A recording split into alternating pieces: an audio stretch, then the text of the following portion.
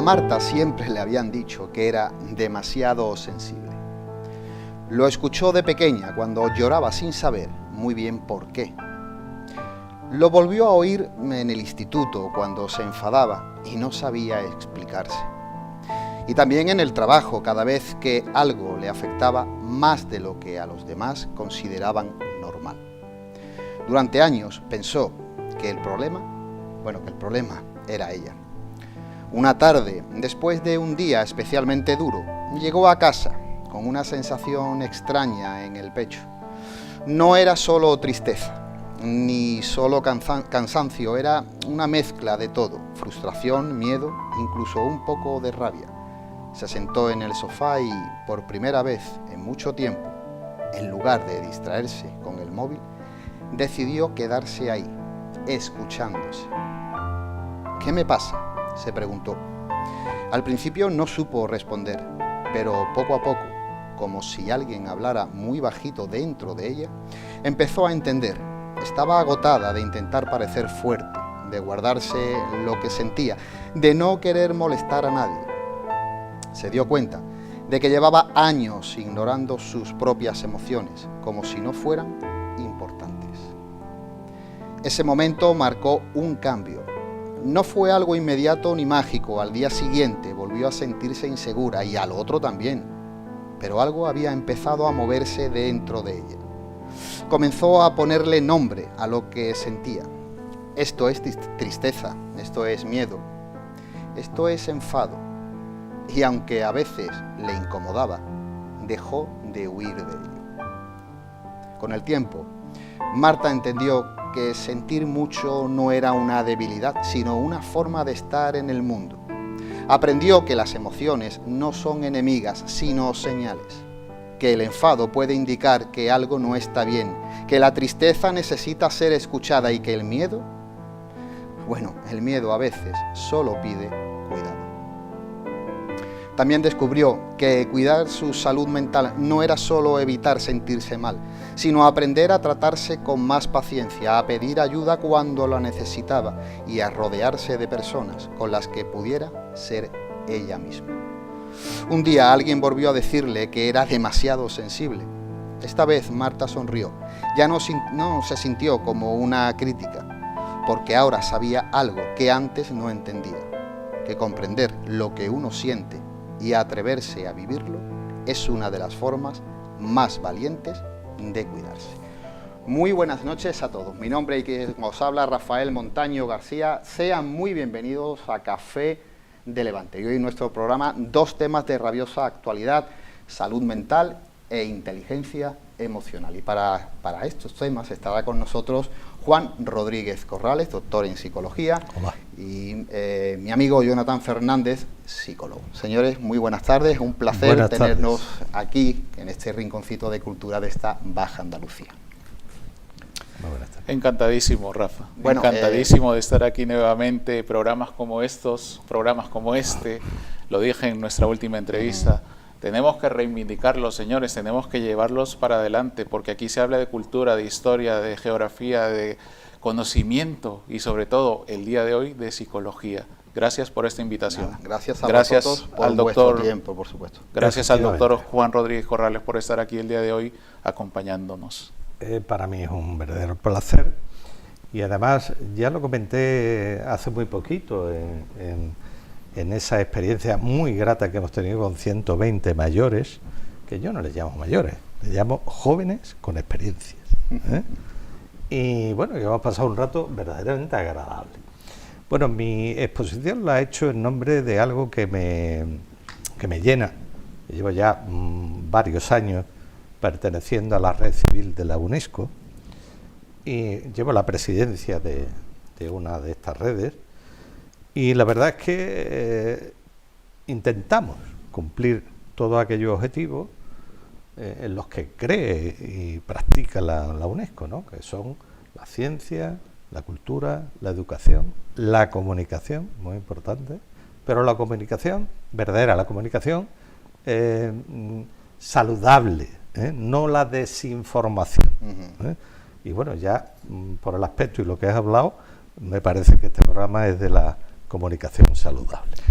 Bueno, yo hablaba con mi compañero bienvenido hace unos momentos, ¿no? de lo rápido que pasa la información en estos tiempos, ¿no?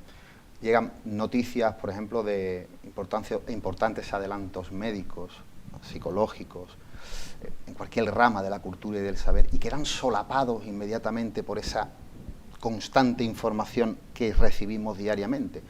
Yo no sé hasta qué punto el ser humano intenta escudarse, ¿no? Y convertirse, evitar ser un Quijote del siglo XXI para escudarse, ¿no? Ante ese miedo de información que le llega continuamente. Esa desinformación, por separarla de la buena información, viene muy pensada, ¿no? Incluso, desgraciadamente, hay muchos de nosotros que en vez de estar con la gente y ayudando a la gente, lo que hace es ayudar a otros colectivos, no vamos a nombrar a cuáles, para que exista esa desinformación. Un poquito de verdad, 3 mentiras, una media, y forman el cóctel, ¿no? Para que vayan reconduciendo a las personas a los lugares donde ellos lo mismo están conformes, lo que es el sesgo de la conformidad. Mira, pues a mí me cuentan esto y yo voy por allí. Será verdad. Claro, no me entretengo en analizar. Exactamente. Ese es el problema. Ese es el verdadero problema. Oye, para empezar desde el principio, Jonathan, hablamos de salud mental, que es una palabra que estamos ya oyendo constantemente, que ha dejado quizás de ser ese tabú que era antes y que hablaremos también. Pero ¿cómo lo explicarías en el contexto del siglo XXI? Es importante esa pregunta y la agradezco, porque la salud mental, primero hay que definir qué es la salud mental. La salud mental es nuestro bienestar emocional, nuestro bienestar psicológico, nuestro bienestar social. La salud mental nos afecta, Rafael, directamente, como personas que somos y como emociones que sentimos. Nos afecta directamente porque nos afecta a nivel de pensamientos, nos afecta a nivel de sentimientos y nos afecta para conducirnos, comportarnos ante la sociedad. ¿Cómo es que nos afecta? Pues muy fácil.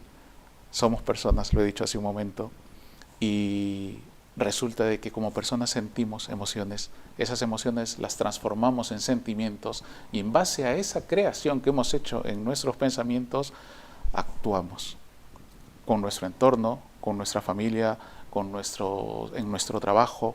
Por eso la salud mental es, además de importante, relevante y sobre todo salud mental más salud física, es salud integral.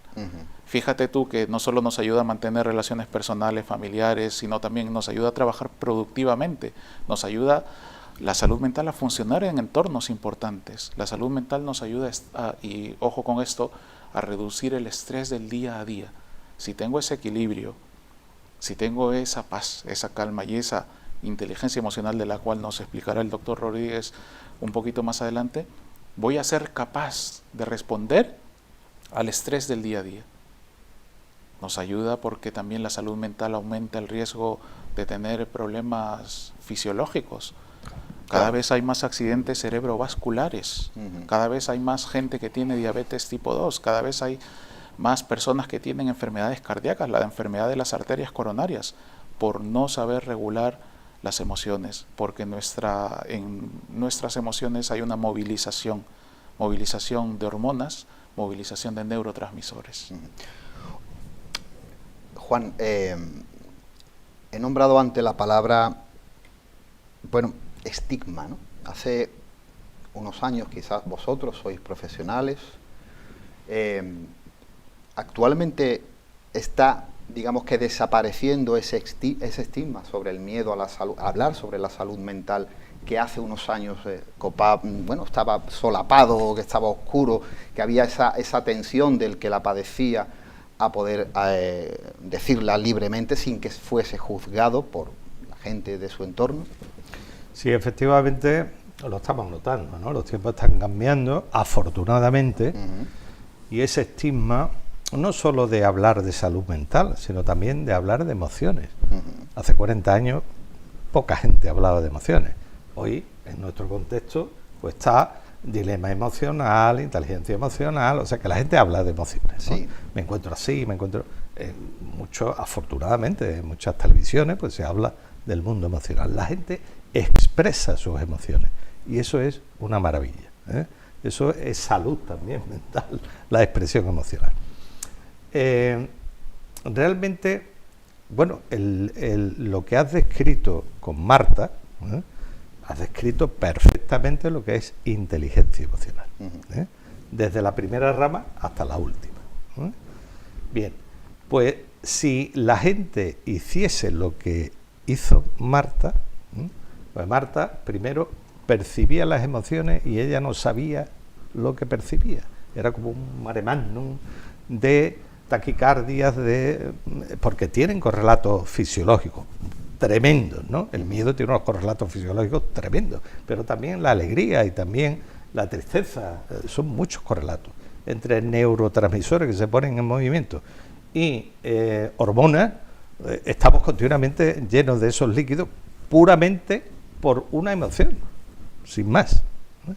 Eso es nuestro día a día. Entonces Marta descubrió lo que era la percepción emocional, pero no le iba bien. Luego, en el relato lo has descrito perfectamente. Vino la comprensión, ¿eh? La comprensión emocional. En el relato ella empezó a comprender, empezó a etiquetar esas emociones, pero le faltaba un poco algún texto para un intermedio que hay entre la percepción emocional y la comprensión, que es el razonamiento. Entonces, la primera etapa, digamos, es la percepción emocional. Tú percibes que algo va mal y no sabes lo que es. Pero luego lo tienes que llevar al pensamiento, segunda, ¿eh? En el pensamiento te das cuenta de lo que te está pasando, ¿eh? Y empiezas a etiquetar. Esto es odio, esto es miedo, esto es tal cual, ¿eh? Lo comprendes. Y luego ya, al final, te va mucho mejor cuando lo regulas. Cuando tú, todo ese mundo emocional, eres capaz de manejarlo para tu uso. Y entonces triunfas.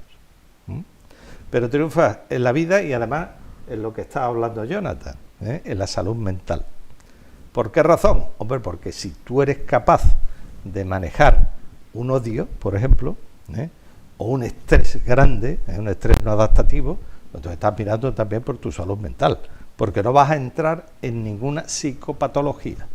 Por ejemplo, una depresión, por ejemplo, una ansiedad grande, que todo es producto al final del mundo emocional malentendido. Claro. Hay una frase que dice la OMS que dice: no hay salud sin salud mental. ¿Cómo interpretáis esta afirmación en la práctica cotidiana del día a día?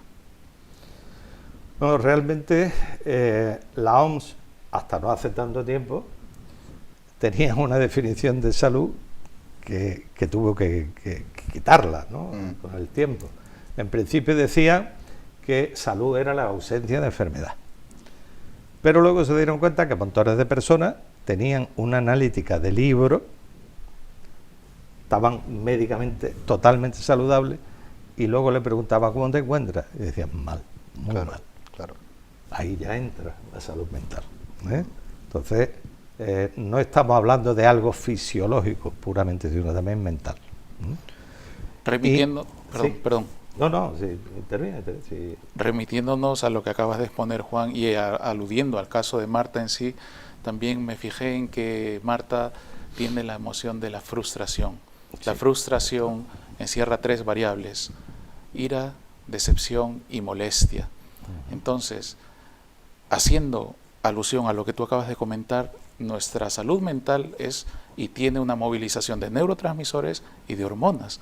En este caso hablamos, y también corroboro, apoyo y pienso de que es correcto, el estrés crónico que se puede generar, el estrés no adaptativo que acabas de mencionar, porque en el estrés crónico hay una liberación por parte de nuestras glándulas suprarrenales de cortisol, esa hormona que actualmente también se escucha mucho, esa hormona que nos puede causar un daño severo, esa hormona que al mezclarse en nuestro cerebro con el glutamato nos causa graves problemas de salud fisiológica, ataca a los huesos, ataca a los músculos.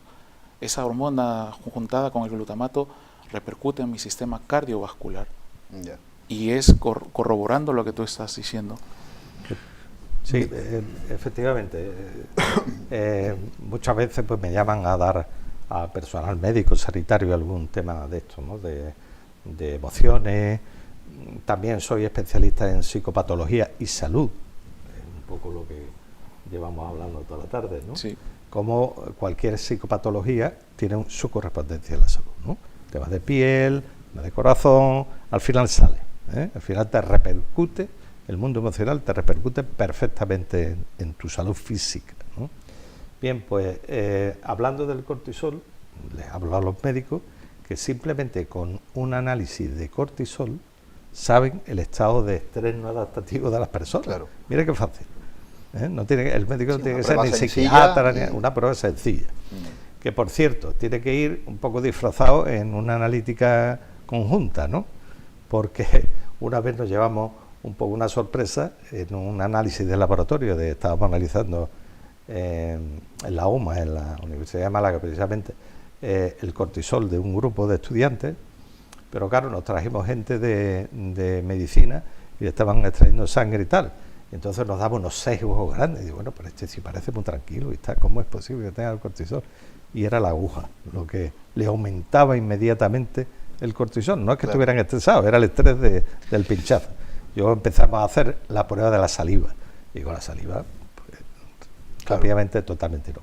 Pero sí que hay que analizar mucho todos estos parámetros, no ya solo los neurotransmisores, que de eso ya se encarga un poco más el psiquiatra, ¿no?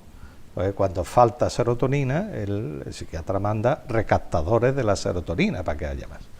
Pero el mundo hormonal también hay que tenerlo en cuenta, porque repercute en nuestra salud mental. Cuando estuve con Jonathan la última vez aquí en Café de Levante, estuvimos hablando de lo difícil que era para cualquier ser humano en este siglo XXI, tan rápido, tan convulso, con tantos problemas, ¿no?, a la vuelta de la esquina, con una abrumadora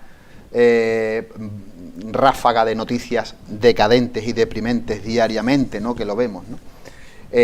Realmente es un ejercicio difícil para cualquiera de nosotros ponerse todos los días en pie, ponerse sus zapatos y salir a la calle a luchar contra el mundo, ¿no?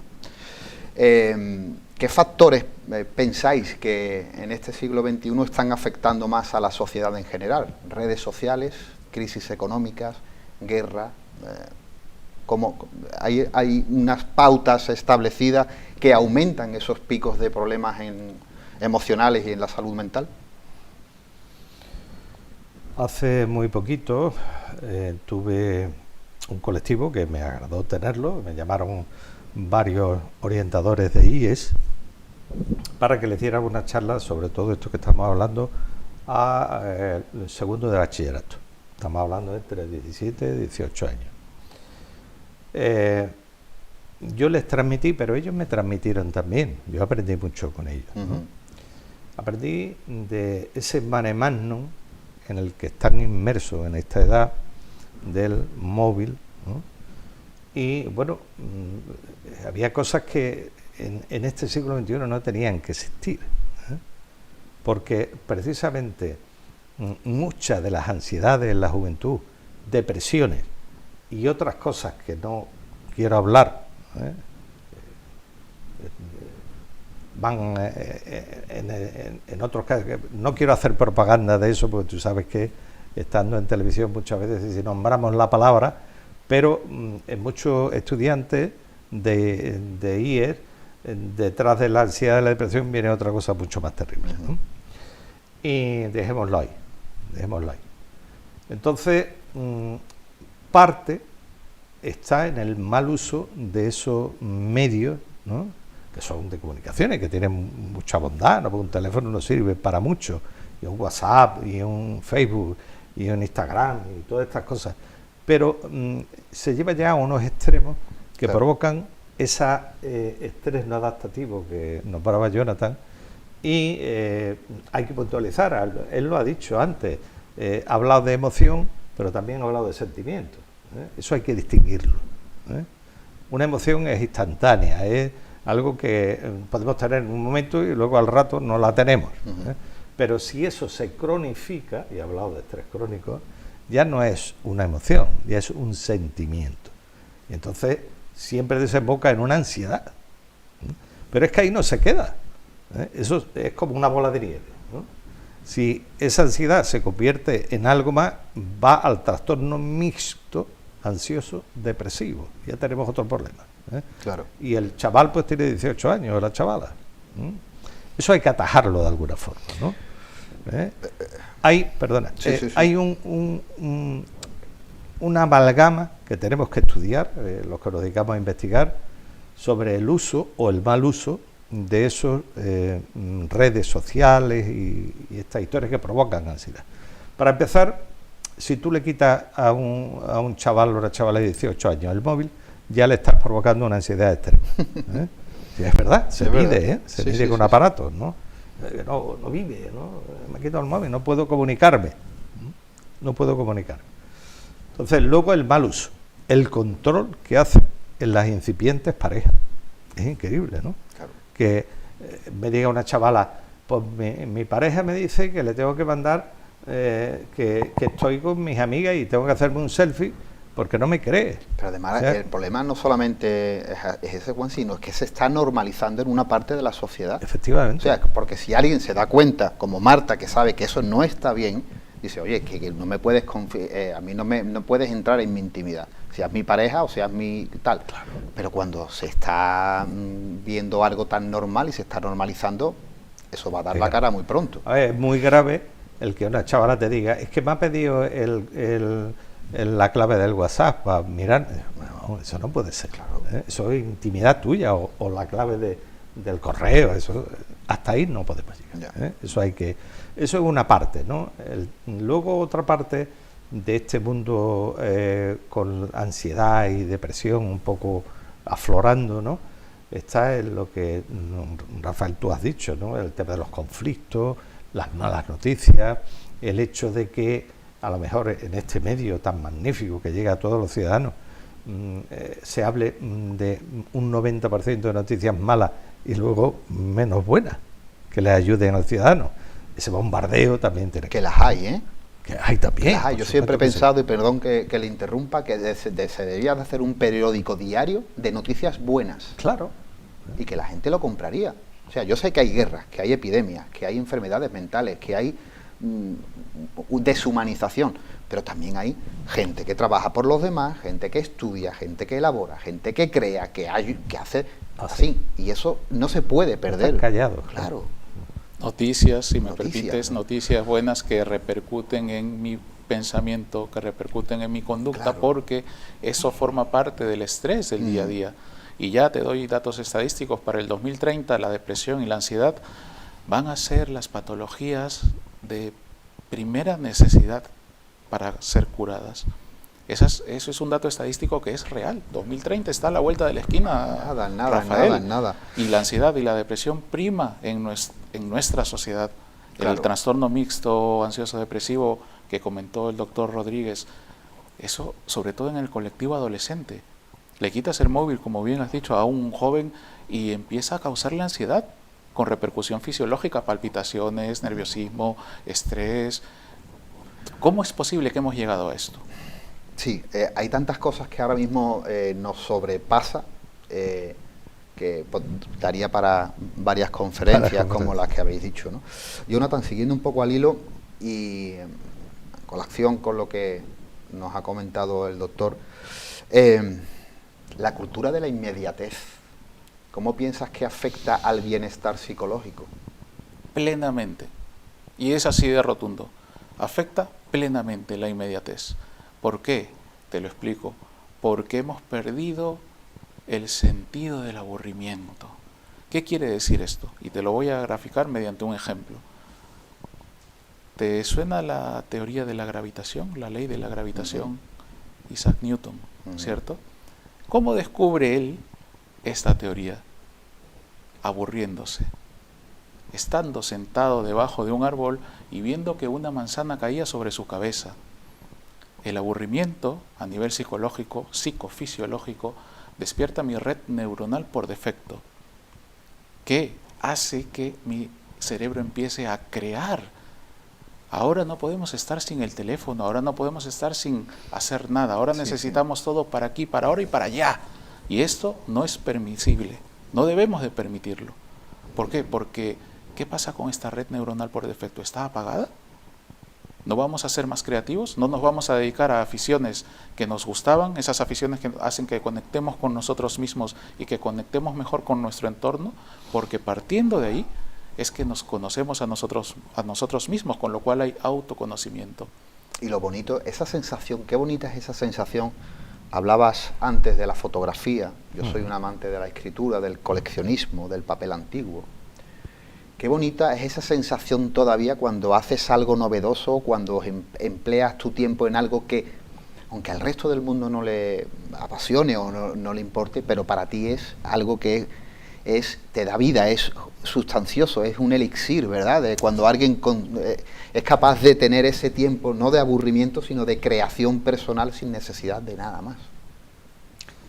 Eso te lo explica un autor que yo lo sigo muchísimo y tengo parte de mis terapias dedicado a él, en el terreno de la psicología positiva, Martin Seligman. Pues te dirá eso, ese es el bienestar. O sea, cuando las personas llegan a eso, ¿no?, a tener unas aficiones, a estar contentos con lo que son, consigo mismos, ese ocio que lo puedes dedicar a lo que tú quieras y te satisface, esa es la teoría del bienestar.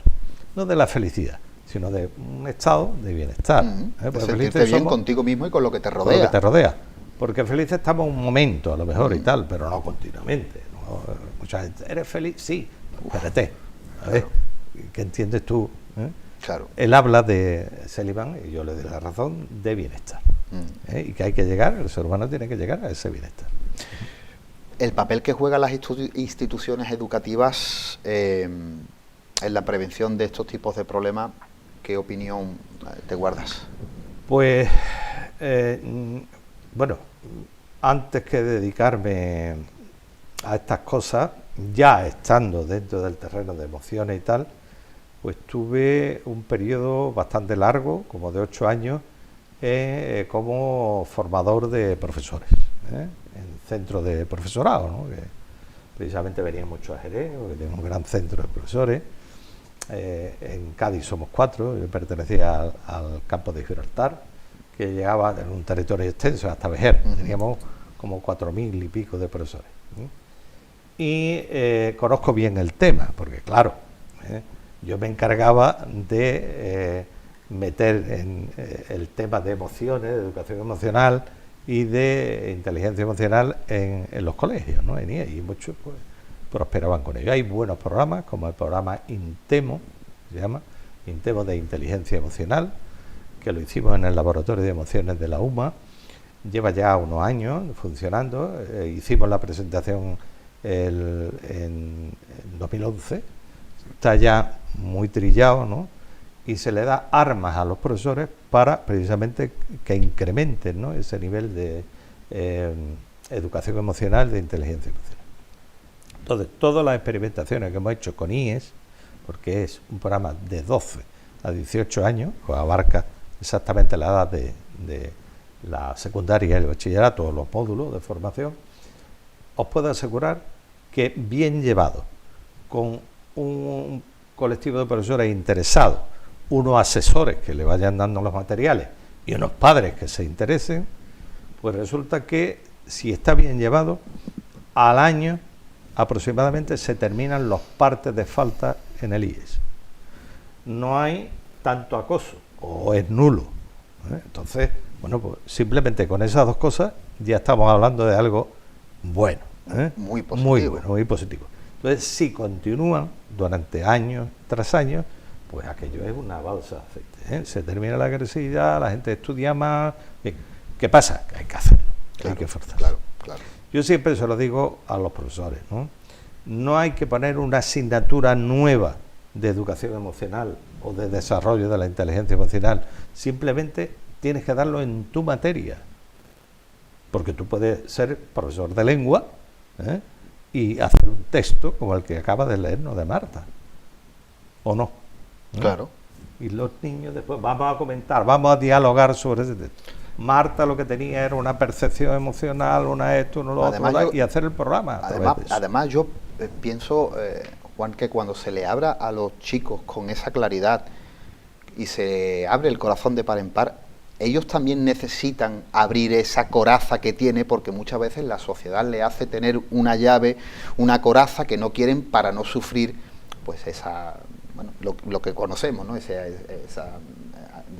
Ser apartado, tener algún tipo de problema, de bullying, llámalo como quiera, pero cuando se le da esa opción de abrirse, yo creo que hay muchas personas que lo necesitan y que necesitan que se le hable claro para que ellos puedan exponer todo lo que tienen escondido durante días y que no lo quieren soltar por miedo a lo que se pueden encontrar.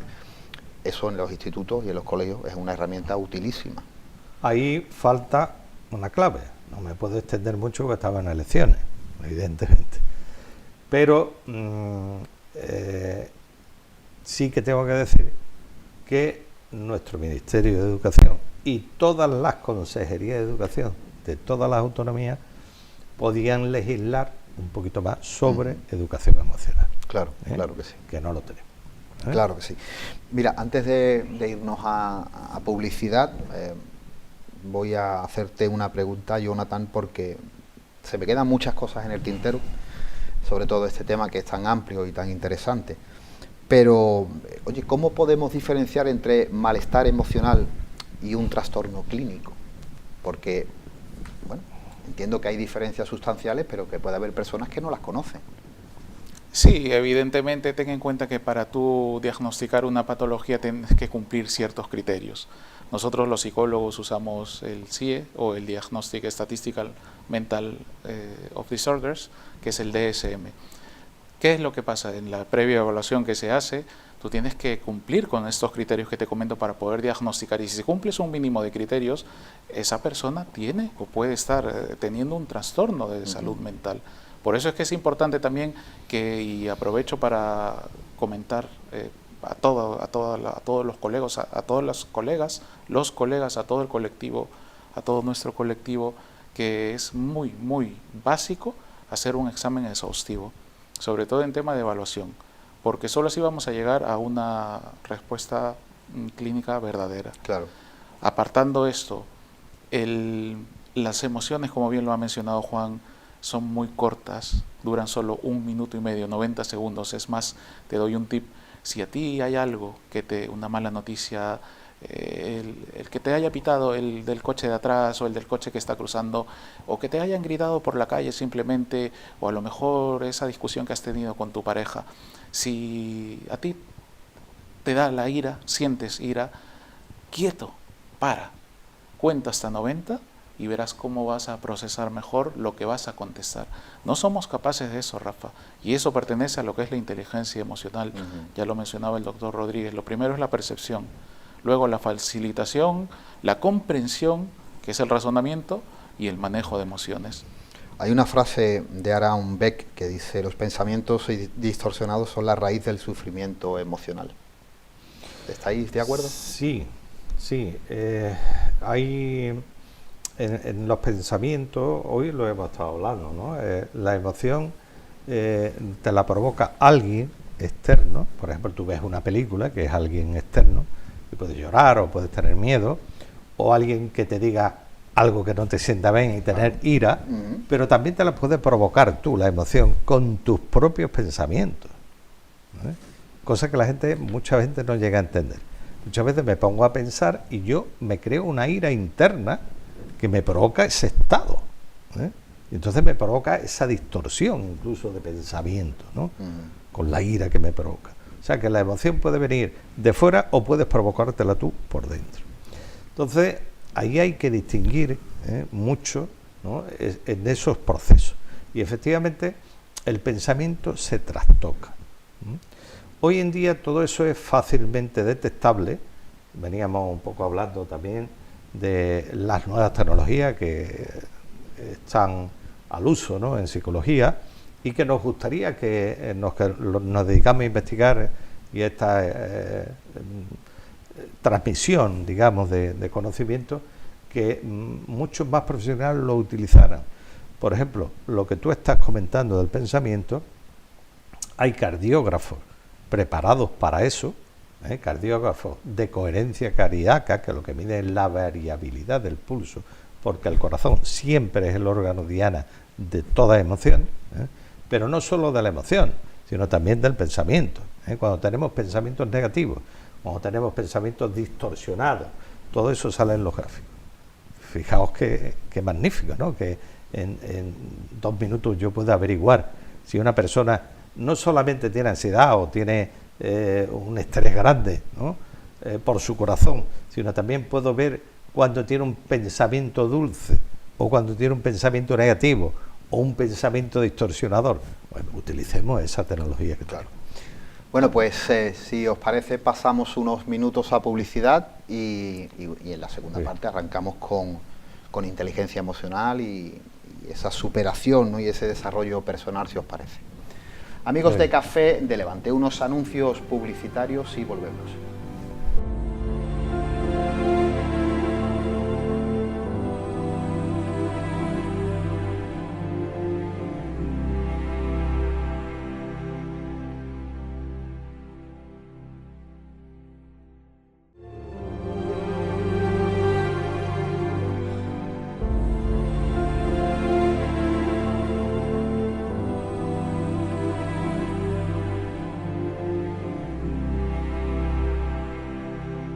Amigos de Café de Levante, amigos de Costa Noroeste Televisión, seguimos hablando de salud mental y hablando de inteligencia emocional, y para eso se encuentran con nosotros el doctor Juan Rodríguez Corrales, doctor en psicología, y Jonathan Fernández, psicólogo. Hablando en esta primera parte de salud mental, he dicho que se me quedaban muchas cosas, es lógico, es un tema tremendamente interesante y de actualidad.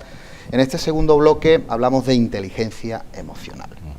Y para empezar, porque para muchas personas le puede sonar todavía un poco raro la terminología, ¿podéis explicarnos a qué nos referimos y en qué está basado esta expresión? Sí, yo intento hacer una síntesis. La mayoría de las personas tienen ya una idea aceptable de inteligencia emocional. En los años 95, 97, creo recordar, pues hubo un bestseller que se titulaba precisamente Inteligencia Emocional, de Daniel Goleman, que la gente sí le dice Goleman, sí. Más castizo, más español, ¿no? Goleman. Daniel Goleman. Pues este hombre da a conocer al gran público en todos los idiomas, en chino, en indio, en inglés, lo que era inteligencia emocional. Lo que la gente no conoce es que ese concepto se había descubierto antes. Se había descubierto por dos científicos muy agradables, yo conozco a uno de ellos, afortunadamente, que son John Mayer y Peter Salovey. Entonces, estas dos personas muy humildes además, que ya tienen 80 y muchos años y siguen al pie del cañón, son de los que dicen que se morirán con las botas puestas, ¿no? Siguen viajando y siguen explicando y todo esto. Pues hacen el constructo de inteligencia emocional que hemos relatado aquí, de 4 ramas, ¿no? Percepción emocional, llevarlo al pensamiento, facilitación emocional que se llama, comprensión, etiquetaje y manejo, ¿no? Y a partir de ahí desarrollan un complejo enorme en muy poco tiempo, en apenas 25 años, ¿no? En los terrenos de la salud, porque ya se ha investigado que si tú tienes un buen desarrollo de tu inteligencia emocional, no tienes tantas depresiones, ni tanto estrés adaptativo, ni tanto ansiedad, incluso otras patologías, psicopatologías mayores se atenúan, ¿no? En el mundo de la enseñanza, igual, ¿no? Como hemos estado relatando, el mundo de la salud en general, en fin, que toca muchos mundos, ¿no? Lo que es el concepto de inteligencia emocional. Y ellos siguen todavía investigando, son los que han hecho, digamos, los test medidores de inteligencia emocional, como pueden ser el TMMS-24, partiendo de uno que se llama TMMS-48 en inglés, pero nosotros aquí en España lo tradujimos y lo adaptamos al español con menos ítem. Uno que ya comentamos que tú utilizas, el MESKIT, sí, que es perfecto, lo hace y te dice el nivel de inteligencia emocional que tiene una persona. Bueno, pues todo este mundo empieza a surgir, pero el éxito se lo lleva Daniel Goleman, vamos a decirlo en español, que vende mucho, ¿no? Tal. Pero Daniel se dedicaría, luego se haría psicólogo, era periodista, y le hizo una entrevista de un día entero a los dos, que ya estaban cansados, me ha llegado a mis oídos, ¿no? Estamos hartos ya, por la mañana, a mediodía, comió con nosotros, ¿verdad? Sí, y venga, nosotros, claro, humildes, personas humildes, todo lo que sabían se lo contaron. Él lo puso en marcha, y muy bien, bendito sea, ¿no? O sea que dieron el concepto a conocer. Pero realmente lo que implica más vida académica y más productividad para las personas son las teorías de Mayer y de Saloy. Y en eso seguimos muchos, ¿no? Nosotros, por ejemplo, desde la Universidad de Málaga, de la UMA, desde ese laboratorio de emociones que tenemos, y esos másteres, yo participo en los dos, en uno online y en uno presencial, máster en inteligencia emocional, me refiero. Y estamos intentando extender, ¿no?, a muchos, no solo psicólogos, pero también médicos, profesores y demás, hacen este máster y se ponen mucho en ello, ¿no? Lo que queremos es extender en toda la población, que es algo bueno y que es algo que hay que practicar y desarrollar. Y se desarrolla de una forma, para que lo sepan nuestros telespectadores, ¿no?, muy fácil. Por ejemplo, enseñamos a ver el cine de otra forma. No a ver la película y ya está, ¿no?, sino a analizar, a ir analizando, si vas en pareja mejor que mejor, a ir analizando las emociones que expresan los actores, analizándolas y aprendiendo de ellas. Y luego de la película, comentarlo, ¿no? Hay que ver el dilema emocional que tuvo en ese momento y tal. Vas aprendiendo de emociones. Va desgranando y vas aprendiendo de emociones, creando inteligencia emocional, haciendo el proceso mucho mayor. Había una frase, sí, perdón. Sí, no, entonces ahí es lo que intentamos, ¿no?, que llegue lo mayor posible a la población para que todos nos pongamos en esas cuestiones emocionales y aprendamos a manejar las emociones, manejar la ira, manejar el odio, manejar los celos, todas las negativas. Entonces el mundo será indudablemente mucho mejor. Había una frase que a mí me impactó mucho del trabajo de Goleman, ¿no?, cuando decía que la inteligencia emocional podía llegar a ser incluso mucho más importante y poderosa, sobre todo poderosa, que el coeficiente intelectual. ¿Cierto? Es cierto, es cierto. Es cierto. Es de calado, es una frase de calado. Algo que la gente normal, y no tiene por qué saberlo, desconoce, es que no existe la inteligencia. Existen las inteligencias. Ahora mismo tenemos detectados 9 claramente. Y bueno, pues lo que nosotros pensamos que era hace 50 años ser inteligente, resulta que es estar puesto en 2 inteligencias, pero faltan 7. Lo que llamamos inteligente era un inteligente la inteligencia cognitiva, la verbal lingüística y la lógico-matemática. Cuando una persona tenía las 2, era un sobredotado intelectual, ¿no? Pero ojo, le faltaban las otras inteligencias. Por ejemplo, la inteligencia rítmica, la del movimiento, que solo la tiene, por ejemplo, un Nadal, ¿no? Y tú, por mucho que te entrenes, no sabes colocar la raqueta en el ángulo preciso. Eso es su mente, su inteligencia la que lo hace. Qué interesante. Es interesante. O la musical. Lo que se llama el don. El don. Pues eso es una inteligencia. Es muy interesante, porque además yo te iba a preguntar, Daniel, porque además me viene muy bien con lo que está explicando el doctor, porque con la inteligencia muchos se preguntarán si ¿la hacemos con inteligencia emocional o se va desarrollando a lo largo de nuestra vida? Sí, Daniel Goleman era el autor, Jonathan Fernández, él es el psicólogo, y aludiendo a lo que tú acabas de mencionar, doctor Juan Rodríguez, la inteligencia intrapersonal, la interpersonal, qué importantes son este tipo de inteligencias para poder conducirnos a nivel social. Somos animales culturales, somos animales sociales y vivimos en sociedad. Y esa es la importancia de tener inteligencia emocional, porque una persona que no es inteligentemente emocional o emocionalmente inteligente es una persona que no sabe desenvolverse en nuestra sociedad. Una persona que, Rafael, que se deja llevar por la ira. Bueno, a ver, partamos de un principio. La sociedad nuestra las cataloga en valencia positiva, que son emociones positivas, y negativas, que tienen valencia negativa. La ira, la tristeza, el rencor, todo eso lo catalogamos como emociones negativas, pero en realidad las emociones son las que son, y son decisivas, tan decisivas que el miedo hizo que la humanidad tenga la supervivencia que tenemos ahora, si no la humanidad no existiría.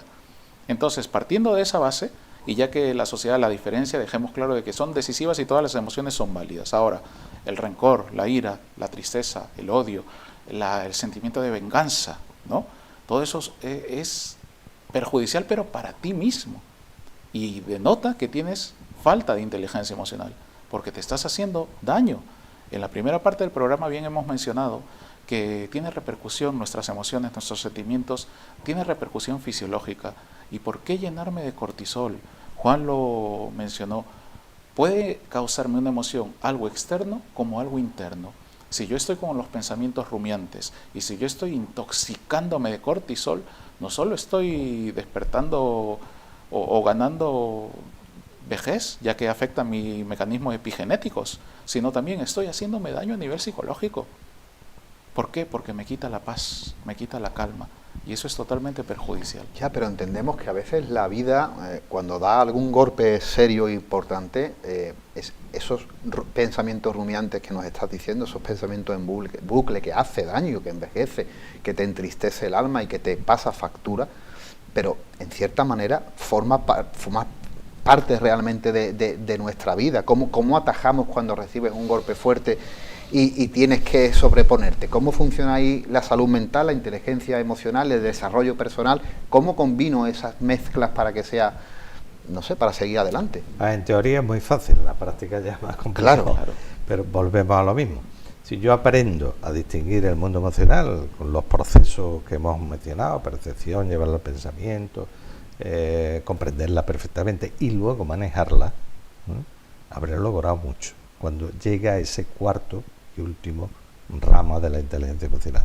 Cuando yo sea capaz de manejar todas mis emociones, habré ganado muchísimo, en ese sentido, porque no solo manejaré el odio o las negativas, ¿no?, sino también mis conflictos personales, un duelo, un conflicto en una pareja, esos conflictos que no tienen mucho que ver con una emoción determinada, claro, pero con muchas, y muchas veces son conflictos emocionales, hoy lo hemos estado viendo.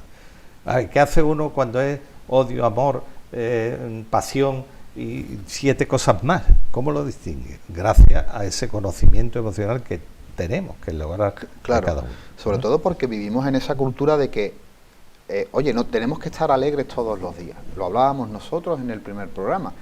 Nos inculcan y nos están metiendo a fuego, a hierro y a fuego, de que tenemos que ser felices.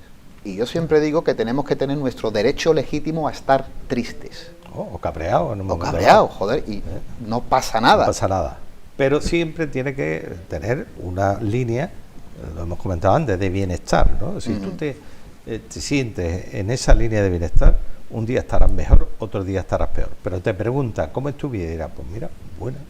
En general, buena, ¿no? Ese es el sentido. Tiene que ver todo esto que estamos hablando con el manejo emocional, pero también con otras cosas, como todos sabemos, ¿no? También con la capacidad de resiliencia, esa capacidad de aguante, ¿no?, de que unas personas la tienen más y otras menos, y como dices, bueno, ¿cómo este es capaz de aguantar muchísimo todo lo que le eche? Eso me lo pregunto en principio porque tiene un buen nivel de inteligencia emocional y sabe manejar sus emociones, pero también los que tienen esa capacidad es como todo un mundo unido, ¿no? Se van dando la mano, se dan la mano con las habilidades sociales, ¿no? La gente que tiene más resiliencia tiene mayor desarrollo de inteligencia emocional, pero también, lo que estoy hablando son miles y miles de estudios que se han hecho ya en todo el mundo, ¿no? Pero también tiene que ver con esas habilidades sociales, ¿no?, que la empatía, la asertividad, la escucha activa, todo eso configuran como un bloque que te hace tener como ese escudo de Capitán América, ¿no? O sea, que todo lo soportas, ¿no? Y no mueres en el intento. Claro. Jonathan, ¿piensas que vivir en la zona de confort es estar alejado realmente de la inteligencia emocional? Respuesta rotunda, sí. Y te voy a explicar por qué. Porque, y precisamente lo comentábamos, una persona, ya que hemos dado distintas conferencias en esta ocasión a personas jóvenes con experiencia, como le llamas tú, Juan, una persona joven con experiencia muchas veces anhela, ansía, le gustaría llegar al momento de la jubilación, y una vez que llega el momento de la jubilación se sienta en el sofá. Denota una casi nula inteligencia emocional, porque eso va a ser totalmente perjudicial para su salud. Yo creo que comulgarás conmigo en que una persona, y además que, bueno, esto viene de tiempos romanos, motus est vita, el movimiento es la salud. Una persona que llega a la jubilación no puede quedarse sentada en el sofá viendo la televisión sin hacer nada, no solo porque deja de estar en actividad, sino porque ya tiene que ver con nuestra salud mental. Porque dentro de nuestra salud mental está el cuidar de nuestro cuerpo, el cuidar de nuestra alma y el cuidar de nuestra mente. Y el cuidar de nuestra mente tiene que ver con la actividad, igual que el cuidar de nuestro cuerpo tiene que ver con la importancia de la actividad física. Pues entonces mi respuesta para eso es sí. Una persona que se acomoda en el sofá y se dedica al conformismo sin ponerse nuevos retos, es que esto me orienta a pensar también a que si no hay nuevos retos no hay sentido ni propósito de la vida. Si no hay sentido ni propósito de la vida, estás perdido. Es un barco sin rumbo, Rafael. Claro. Es un barco sin rumbo con consecuencias como el hundimiento. Juan, ¿qué piensas en el entorno laboral cada vez más exigente, ¿no?, en el que estamos todos imbuidos? ¿Qué papel juega el poder gestionar las emociones de forma oportuna? Hay que, como decía Jonathan, hay que lanzarse, porque realmente estamos muy cómodos, ¿no?, en nuestra situación. Es más cómodo, mucho más cómodo, pues, tu entorno laboral, tu rollo, tu ocio, el instante, como decías tú antes, ¿no? El materialismo también es importante. Formamos una parte muy importante de nosotros. Una historia, venga, el mejor coche, ahora el que tenga más historia, más IA, más no sé qué, más no sé cuál. Y no piensas nada más. Te quedas ahí, en bloque, y ya va a conformarnos a ese, lo hemos comentado, o por lo menos yo lo he comentado antes, lo que es el sesgo de la conformidad, ¿no? O sea, un sesgo que tenemos muchos humanos, lo que nos sentimos mucho más cómodos, haciendo la rutina del trabajo, de la casa, la pareja, pasarlo bien, la noche de juerga, lo que tú puedes controlar. Lo que tú puedes controlar. Y que te digan además, incluso en los medios de información, lo que tú quieres oír. Yeah. Eso te conforma. ¿Qué pasa? Hombre, la mente trabaja mucho menos, evidentemente. ¿Por qué? Porque ante ese sesgo de la conformidad y meternos en todos estos terrenos, como antes he hablado, ¿no? Muy bien, yo me jubilo y ahora me siento y ya no quiero pensar más, porque tengo ese sesgo y ya a ver la tele y a morirme, ¿no? Porque no me queda otra ya, me pongo malo, no pienso en nada y mucho menos en el terreno emocional ni en nada de eso, ¿no? Entonces, una vez que, ¿cómo rompo este sesgo? Bueno, los dos hemos felicitado a los 120 jóvenes expertos que teníamos allí, porque ellos sí lo están haciendo bien. Están ocupando una tarde en una facultad, aprendiendo, ¿no? Y hemos creado un conocimiento magnífico. Eso es una alegría. Claro. Eso es una alegría. Son personas, todas estas que estaban allí, que rompen ese sesgo de la conformidad y buscan otros horizontes, otra historia. Y ahí van a tener el éxito. Ellos porque son algo mayores, pero bueno, eso lo puede hacer la juventud también. Y hay que guiarlo. La inteligencia artificial, ¿piensas que podría o debería de enseñarse en los institutos, en una academia, en un colegio, como una asignatura? Antes me han hecho otra pregunta también. Sí. Yo tengo mi opinión, evidentemente, y la respuesta fue la siguiente. Anoche, sin ir más lejos, pues estaba corrigiendo unos trabajo fin de máster. Un poquillo duro, ¿no? Porque hay que ver el nivel académico, hay que ver si está en el APA 7 dichoso, de que todo está correcto y tal y cual. Pero también hay que vigilar muy mucho si se trata de un plagio, que sea creativo, por supuesto, y si aquello lo ha hecho una IA. Eso lo tenemos. Afortunadamente tenemos herramientas antiplagio y anti-IA. Que canta la gallina y dice, esto está un 80% hecho por una IA, esto no es creativo. Y lógicamente hay que decirle al alumno, mira, esto no puede ser, tiene que repetirlo, tiene que tal y igual. A ver, la IA, tal como está conceptualizada ahora en nuestro mundo, la IA, que ayuda mucho, por ejemplo, antes hemos hablado en el terreno de la fotografía, de las técnicas audiovisuales, una maravilla, ¿no? Te hace la IA y te soluciona muchas cosas, es una herramienta. En la escritura, pues mira, yo hago un texto mío creativo de 15 páginas y le digo, IA, hazme un resumen de 100 palabras justas, no te pases, ¿eh? Y lo hace muy bien y me ahorra pues una hora de tener que estar resumiendo lo que yo ya he hecho. Eso está bien, ¿eh?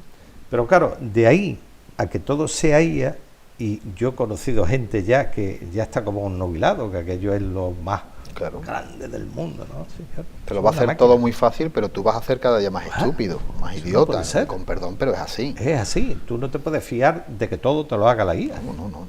Tú tienes que hacer algo. Y una noticia que decía yo hace un rato, precisamente toda esta tecnología de la IA en la enseñanza, que no es muy buena, por cierto, claro está, porque tú acostumbras a un bachiller a que te diga el profe, hazme un trabajo de la guerra de los 100 años, ¿no? Y IA, ¡pum!, trabajo. Eso no conduce a nada, conduce a no aprender, a no utilizar tu creatividad. En fin, en ese sentido la IA deja de ser una herramienta para convertirse en un problema. De hecho, varios países nórdicos ya, que estaban muy avanzados en educación, se han dado cuenta que todas estas nuevas tecnologías de la IA es un retroceso. Claro. Y han vuelto a los libros de texto, obligatoriamente. No sé si Noruega o Suecia se ha gastado una millonada en libros de texto, nada de tablets, la han retirado. Claro. Hombre, hay que considerar. La tecnología, ya se sabe, mal usada, al final termina siendo es pisarle la cola al león. Claro. Entonces hay que tener mucho cuidado con esta historia. ¿Qué pensáis para los amigos que nos están escuchando y dirán, bueno, ¿yo qué herramientas puedo llevar a cabo, puedo aplicar para que esa inteligencia emocional que vosotros estáis aplicando, que estáis desarrollando, que estáis estudiando y que estáis haciéndola de libre acceso, ¿no?, para todo el mundo? ¿Qué hago? ¿Cómo la puedo desarrollar en el momento justo de mi vida? Vamos a empezar caminando para luego terminar corriendo, porque hay que aprender a caminar para luego correr. En cuanto a salud mental, y sí voy a mencionar que es algo tan fácil, y ya lo decían nuestros antiguos padres de la sabiduría, los griegos, dan 4 tips, 4 herramientas para tener salud mental. Te hablo, Rafael. La primera, protagonistas, ¿vale?, como Sócrates, Platón, Pitágoras, Aristóteles, ellos llevan a cabo lo que es la cura para la depresión y la ansiedad, que es el bios pitagóricos. ¿Qué quiere decir esto? Esta es la cura para la depresión y la ansiedad que mencionábamos al principio del programa, con que la OMS estima que en el 2030 serán las primeras patologías de la sociedad a las que hay que cubrir, ¿no? 4 herramientas. Primero, ejercicio, deporte, ejercicio regular, mantener mi cuerpo activo. Eso es lo primero. En la antigua Grecia, no olvidemos que no solo el gimnasio era una institución dedicada al ejercicio físico, sino también al espiritual. Lo segundo, estar en armonía, para la depresión sobre todo, con la luz solar. Estar en armonía con la luz solar, ¿por qué? Porque vivimos constantemente rodeados de luz artificial. En nuestros centros de trabajo, en nuestros centros de estudio, en la universidad, en el colegio, con nuestros dispositivos electrónicos. Y ojo, el móvil emite luz azul, que es totalmente perjudicial para nuestra salud. ¿Por qué? Porque altera nuestros ritmos circadianos, nuestros ritmos de descanso. Evitar pensamientos negativos. evitar pensamientos negativos como lo hacían nuestros padres de la sabiduría. ¿Cómo? Dedicándonos a aficiones, a esa creatividad que he mencionado al principio, a aficiones que nos gusten o que podamos retomar, que nos hagan sentir alegres, que nos hagan sentir realizados. Todo eso tenemos que aplicarlo. Fíjate tú, y lo comentaba hace un momento, lo comentábamos en la conferencia. Tú vas al médico de cabecera, el médico te escucha, te observa, te ausculta y te receta. Coges la receta, vas a la farmacia, compras el medicamento y tras 4 o 6 días de tratamiento has terminado ya te has curado, ¿no? Fíjate qué fácil y qué al alcance de todos están las pastillas que nos daban los griegos, que es caminar, meditar, estar en contacto con la naturaleza, hablar con personas que me aporten, todo eso, y está al alcance de todos, es gratis.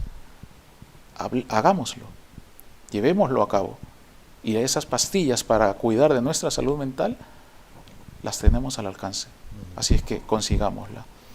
En esta última pregunta, para cerrar el programa, me gustaría una opinión de cada uno de vosotros, un mensaje, digamos que un mensaje para la ciudadanía, ¿no?, de cómo llevar nuestra vida, nuestro cuidado mental, aumentar esa inteligencia emocional y, digámoslo muy fácil, no ser más felices e intentar ser felices con nuestro entorno y con lo que nos rodea.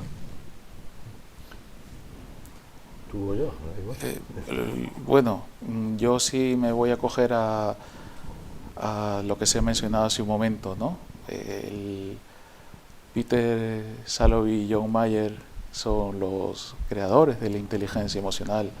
Sin embargo, Daniel Goleman es el divulgador. Pues yo quiero lanzar el mensaje para tomar conciencia de que la psicología está en todo, pero no todo es psicología. Hay que tener mucho cuidado al momento de acudir a profesionales, porque ahora están muy de moda los biodescodificadores, los lectores craneoencefálicos, los que te leen la energía, y eso es poner en riesgo tu salud.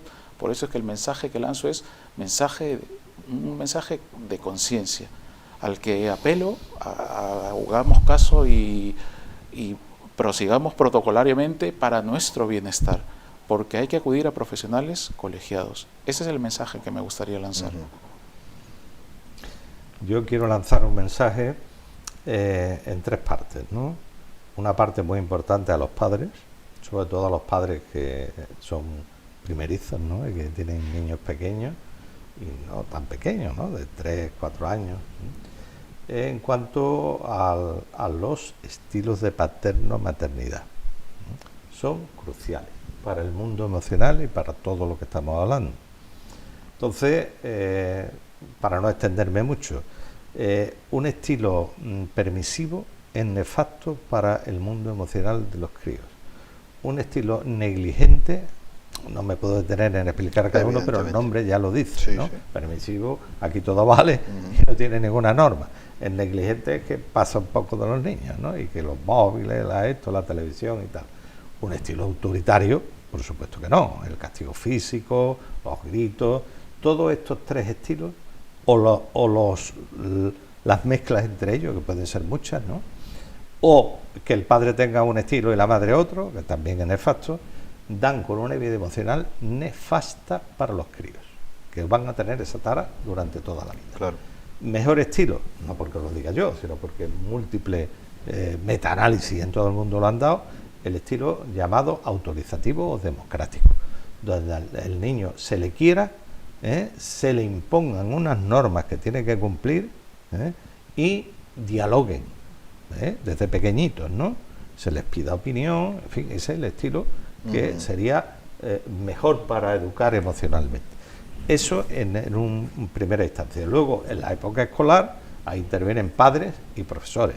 Evidentemente que tanto profesores como padres que sepan que existen montones de programas ya, no solamente el programa Intemo que he nombrado, ¿no?, para de 12 a 18 años, sino hay para 4, 5, 6 años, 8 años, 10, en fin, montones de estilos de métodos que tanto padres como profesores pueden propiciar en los colegios. Y ya el tercer escalón, que sería el nuestro, los adultos y los jóvenes que hemos visto con experiencia hoy, hay también muchos métodos para incrementar ese conocimiento del mundo emocional para adultos. Hoy hemos explicado algunos, ¿no? Por ejemplo, ir al cine con otra mentalidad, leer ciertos fragmentos, ver, hoy hemos hecho una teatralización emocional, ¿no? Que ha estado magnífico, ¿no? Con 2 personas han hecho un mini teatro y han sabido detectar las emociones que sentían ellos. Todo esto para aprender a ser mucho mejores en competencia emocional. Mejor no irá. Pues, bueno, por mi parte ha sido un verdadero placer. Al doctor Rodríguez, Jonathan Fernández, por vuestro tiempo, que sé que tenéis una agenda apretada, y por haber sacado ese ratito para este rinconcito de cultura, como digo, de esta Baja Andalucía, y para que nuestros amigos sepan un poco más de esta temática tan importante y tan a la boga en este siglo XXI. Un placer. Placer, ha sido mío. Yo encantadísimo, Rafael, de aportar. Lo dije al principio del programa, programas como este son los que deben de darse a conocer cada vez más para nuestros jóvenes, para nuestra sociedad. Programas que te llevan literatura, poesía, historia, cultura, conocimiento, psicología. Ese tipo de programas son los que hay que apoyar y los que hay que aportar. Así es que para eso estoy aquí. Cada vez que tú quieras, gracias, ha sido un honor. Esa es la verdadera comunicación para la paz, que para la paz. UNESCO, ¿no? Qué bonita palabra. Exactamente. Muchas gracias. Gracias a ti. Amigos de Café de Levante, nosotros volvemos para la semana próxima con nuevos invitados, nuevos temas sobre nuestra mesa. Por mi parte, desearos a todos muy buenas noches y un saludo de este que os habla, un tal Montaño.